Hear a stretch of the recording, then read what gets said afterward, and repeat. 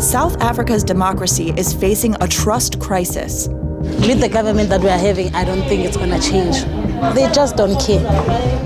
Extreme poverty has dashed hopes of a better life, with immigrants being blamed for many problems. We are saying no to foreigners. Everything we fought for, it's in vain. We understand that this country was supposed to be owned by us. Nelson Mandela's African National Congress has ruled for 30 years, but many feel let down by it. For us, the promise of 94 wasn't delivered. My generation, who's lived as a born free in South Africa, has not tasted real freedom. So what is the current state of democracy in South Africa, the country once seen as a role model for the whole continent?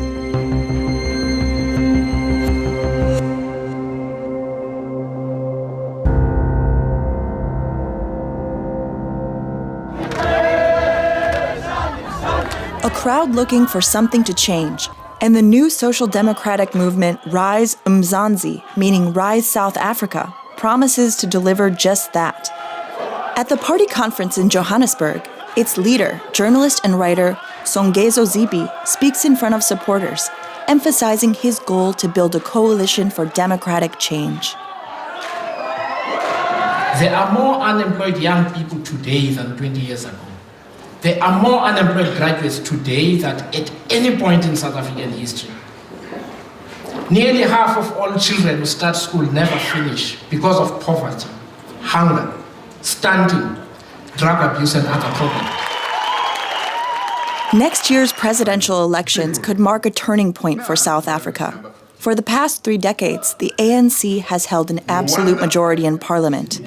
But the discontent is growing throughout the country, and the party is losing support. It's been a few years since Irfan Mangera left the ANC. It was not an easy decision. He used to be the chairman of the ANC youth movement in his province. His parents were even members of the freedom movement and risked their lives during apartheid. In times when the ANC was classified as a terrorist organization by the racist regime. Their son now belongs to a new generation, the so-called born frees. They see today's ANC less as a liberating force and more as a bunch of corrupt leaders holding the country captive. And yes, we have different rights where we can vote, and we have a constitution, but the substance of it is missing. And I think we need to get down to the more difficult questions, the more complex questions on how we solve for the socioeconomic gap that exists. The issues where crime is riddling all communities, where we're not able to develop and build schools and inadequate infrastructure, especially in rural and township communities. Just a few streets away, in downtown Johannesburg, while RISE Mzansi is advocating for long-term political change, these people are demanding that something is done immediately. They're not willing to wait until the next election or new government. The street is ours. Whose street? Our street. Whose street? Our street. Whose street? Our street. Nolutahndo Hassamo is out demonstrating for safe and affordable housing in Johannesburg. She grew up on these streets and has seen the rapid expansion of slums in the city center in recent years. The city's infrastructure is decaying, whether it's the electricity and water network, sewage treatment plants, police and fire departments, or the waste management. Everything is in crisis. Hassamo works for the Inner City Resource Center, an association that campaigns for the rights of the city's poorest.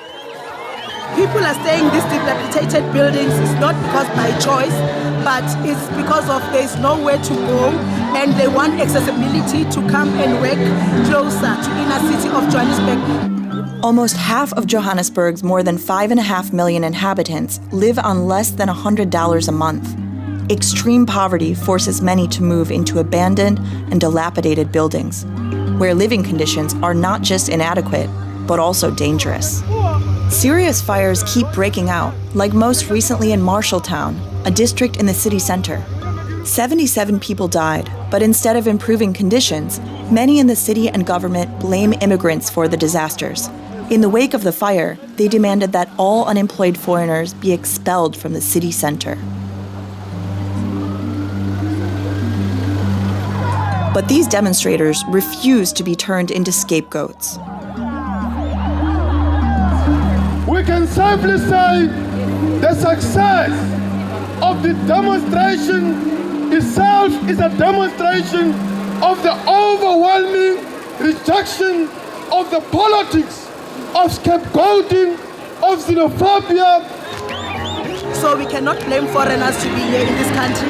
We should actually blame our government. The city of Johannesburg is the one that is turning the buildings to be slums by cutting the services of the water and electricity. And so now we say we want the upgrading of the better inner city for all the people living in it. Thank you. But that's not how everyone sees it, and frustration often turns into violence against foreigners.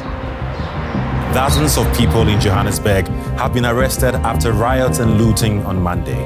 Many of the targeted shops are reported to be owned by foreign nationals. In recent years, anti-immigrant sentiments have even been deliberately stirred up by politicians and parties, with xenophobic ideology dressed up as patriotism. The far-right Operation Dula is doing just that. Dula means to expel or knock down. The organization was founded in 2021 and officially became a political party in early 2023. In their distinctive camouflage uniforms, the members make no secret of the fact that they want to enforce their demands on the streets with violence if necessary, as here in the township of Nolutahndo in Soweto.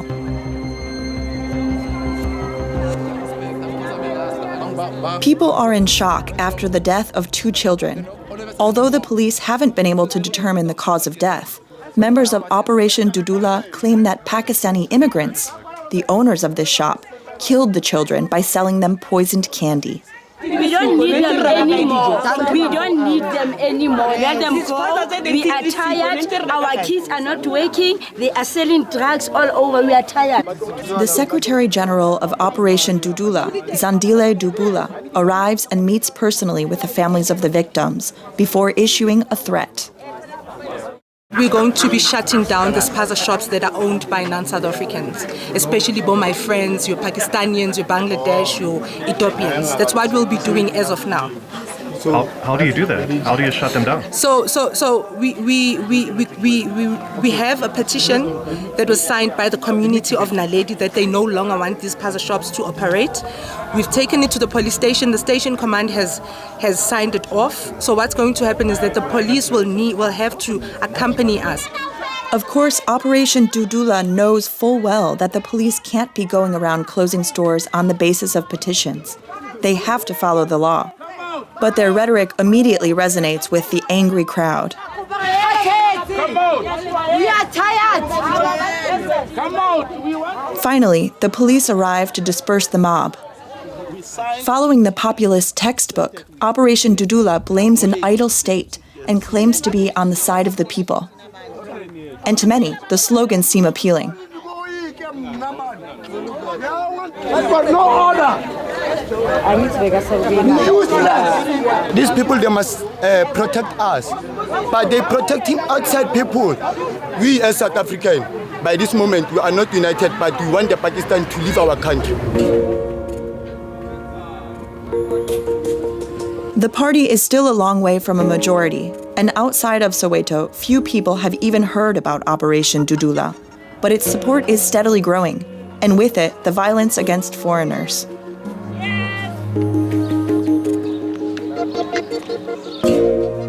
Some of the victims from the Marshalltown fire have since been relocated to a piece of land on the outskirts of the city, previously owned by the South African Football Association.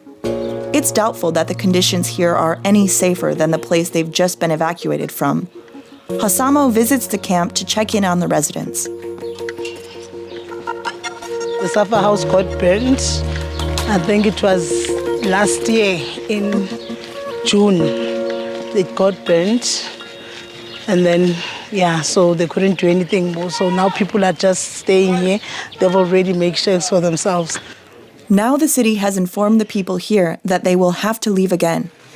They've been told to build their huts on an empty plot of land way outside of the city, without access to electricity or running water. Thembelile Zualu is one of the survivors of the fire.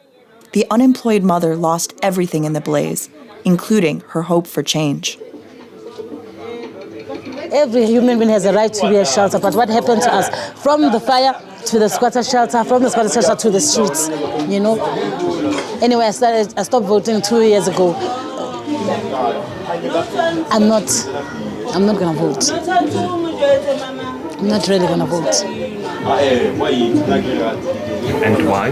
Because the government doesn't care. We don't even know who to trust because they make promises that they can't keep. So what's the use? They just want to be up there and forget about the people. According to a recent study, half of South Africans no longer vote. Cyril Ramaphosa, the ANC leader and president of South Africa, is on the campaign trail in the town of Ekurhuleni, where he keeps repeating that his party's successes outweigh any shortcomings on every issue from the mass construction of social housing to free education and healthcare. But on this day, the president isn't willing to answer any questions. Instead, he sends the local ANC leader to meet the press. Thank you. And I think we've done, quite a lot on education. The ANC has done very well in the health system. Generally, the infrastructure, is well developed, including in the township, in the poorest places like here. There's supply of electricity, there's flowing water, flowing sewer, the roads are tarred. But as the ANC celebrates its successes, RISE Mzansi denounces the rampant corruption and crime in the country. And for the crowd at the rally, it has everything to do with the ruling party. And so when people go and vote, I think it will be a referendum on the ANC as the governing party, but also a referendum on the politics that we've seen over the last 30 years, which is this exchange of promises for votes. Nonetheless, and just as it has done for the last 30 years, the ANC will in all likelihood once more form the next government. But whether it will also manage to regain the trust of South Africans remains to be seen.